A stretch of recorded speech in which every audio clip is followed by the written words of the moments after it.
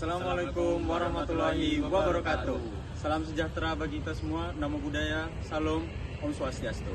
Baik, kali ini kita akan memperkenalkan diri terlebih dahulu. Saya Abian Dionhak dengan NIM 1045. Saya Nol Faizin dengan NIM 1133.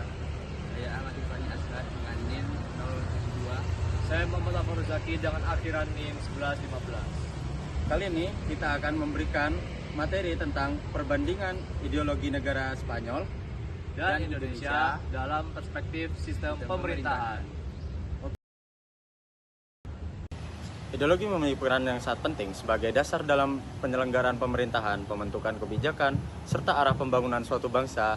Ideologi tidak hanya menjadi pedoman normatif, tetapi juga mencerminkan nilai-nilai sejarah dan karakter masyarakat di suatu negara. Indonesia dan Spanyol merupakan dua negara yang memiliki latar belakang sejarah budaya, serta sistem politik yang menghasilkan ideologi yang berbeda. Demikian itu yang akan membuat kita membahas lebih dalam tentang PPT ini. Ideologi negara Spanyol merupakan demokrasi dalam bentuk monarki parlementer yang berlandaskan pada Konstitusi 1978. Dalam sistem ini, kedaulatan berada di tangan rakyat, yang diwujudkan melalui pemilihan umum yang bebas, adil, dan demokratis. Selain itu, demokrasi dalam bentuk monarki parlementer adalah sistem ideologi dan pemerintahan di mana kekuasaan negara dijalankan berdasarkan konstitusi dengan kedaulatan berada di tangan rakyat, namun tetap mempertahankan raja sebagai kepala negara yang bersifat simbolis.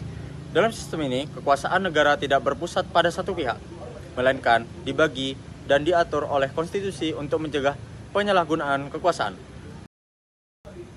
Baik, selanjutnya saya akan membahas tentang ciri-ciri dan cara kerja demokrasi konstitusional dalam bentuk parlementer.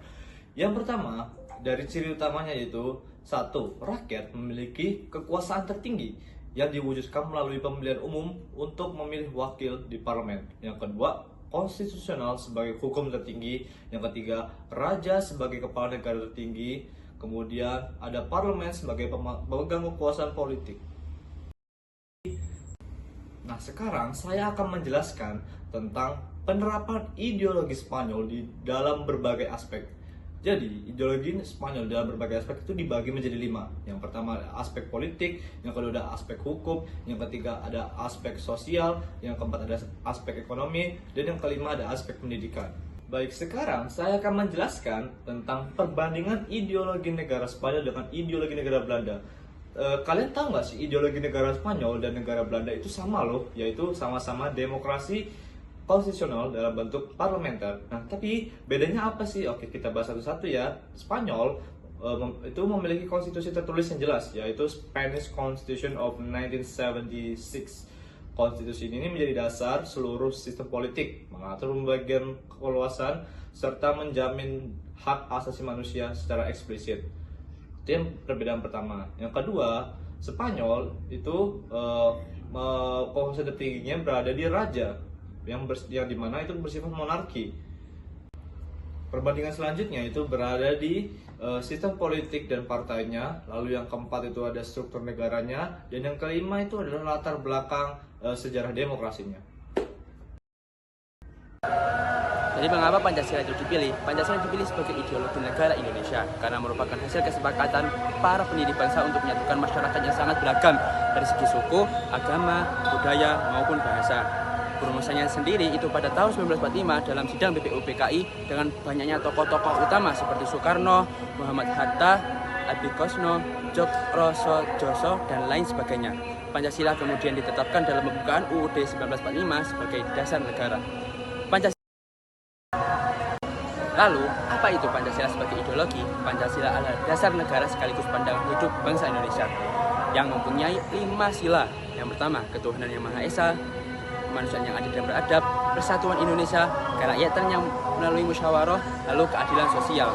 Pancasila bersifat terbuka, artinya bisa menyesuaikan perkembangan zaman tanpa mengubah nilai-nilai dasarnya. Lalu, perbandingan ideologi Indonesia dan Spanyol. Kita mulai dari Spanyol terlebih dahulu. Spanyol memiliki ideologi yang bernama demokrasi konstitusional, yaitu monarki parlementer, di mana hal ini tuh menekankan kebebasan individu dan hak asasi manusia, yang dimana kepemimpinannya itu yaitu raja. Lalu di Indonesia sendiri mempunyai ideologi Pancasila, Hal ini itu menekankan keseimbangan individu dan masyarakat, yang dimana demokrasi itu hal yang paling penting dan kita itu harus melalui musyawarah untuk suatu hal lainnya. Lalu perbedaan utamanya sendiri, Spanyol itu lebih liberal dan sekuler, kalau Indonesia itu lebih kolektif dan berbasis nilai ketuhanan. Lalu ada juga kelebihan dan kekurangannya sendiri. Kelebihan ideologi Spanyol yakni yang pertama, kebebasan individu lebih tinggi. Yang kedua, sistem hukum yang sangat kuat. Dan yang ketiga, checks and balance-nya sangat jelas. Lalu ada juga kekurangannya, di mana politik itu bisa aja nggak stabil. Terus yang kedua itu ada banyaknya konflik daerah. Contohnya itu di daerah Catalonia. Lalu untuk ideologi di Indonesia sendiri yakni Pancasila memiliki kelebihan. Yang pertama, mampu menyatukan keberagaman, yang banyaknya keberagaman tersebut. Lalu yang kedua itu fleksibel. Fleksibel di sini maksudnya adalah ideologi yang terbuka. Dan yang ketiga itu menekankan musyawarah dan perdebatan untuk memilih sesuatu hal. Lalu ada kekurangannya sendiri. Yang pertama, sering ditafsirkan hal yang berbeda-beda. Yang kedua, belum selalu diterapkan secara optimal. Dan yang ketiga, bisa disalahgunakan secara politik. Penerapan Spanyol juga diterapkan di Indonesia. 1. Perubahan sistem pemerintahan Indonesia yang saat ini menganut sistem Republik Presidensial berdasarkan UUD Negara Republik Indonesia tahun 1945 akan berubah menjadi monarki parlementer. Presiden kemungkinan digantikan oleh raja sebagai kepala negara. Kekuasaan eksekutif dijalankan oleh Perdana Menteri. Parlemen menjadi pusat kekuasaan politik. Dampaknya, sistem pemerintahan akan lebih bergantung pada parlemen, bukan pada satu pemimpin eksekutif.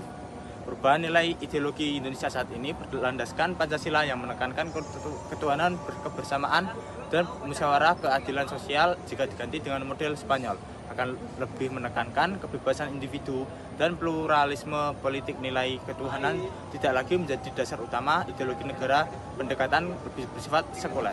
Dapat terhadap keberagaman Indonesia adalah negara yang sangat majemuk suku agama budayanya. Jika menggunakan sistem seperti Spanyol, mungkin akan muncul otonomi daerah yang lebih luas. Berpotensi muncul gerakan separatis atau tuntutan kemandirian daerah. Tantangan menjaga persatuan bisa semakin besar. Contoh di Spanyol, konflik seperti di Catalonia. Stabilitas politik sistem parlementer memungkinkan pergantian pemerintah lebih cepat, bisa meningkatkan demokrasi. Tetapi jika berpotensi ketidakstabilan politik, dampaknya negara bisa menjadi lebih dinamis. Kelebihannya, yang pertama meningkatkan kualitas demokrasi. Lalu yang kedua, sistem demokrasi konstitusional seperti daerah Spanish Constitutional of 1978 menekankan kebebasan politik, transparansi, dan partisipasi rakyat yang lebih luas. Yang ketiga, pengawasan pemerintahan yang lebih kuat, check and balance kekurangan. Yang pertama, tidak sesuai dengan nilai dasar bangsa Indonesia. Lalu yang kedua, ideologi Indonesia, yaitu Pancasila yang tercantum dalam Undang-Undang Dasar Negara Republik Indonesia tahun 1945 menekankan musyawarah dan nilai ketuhanan yang bisa tergerus jika diganti. Perbandingan antara ideologi Spanyol dan Indonesia menunjukkan bahwa keduanya memiliki dasar dan karakter yang berbeda. Meskipun sama-sama menunjukkan nilai demokrasi dan keadilan, Spanyol menganut demokrasi konstitusional dalam bentuk monarki parlementer yang berlandaskan Spanish Constitutional of 1978 dengan menekankan pada kebebasan individu, pluralisme politik, dan supremasi hukum. Thank you for watching.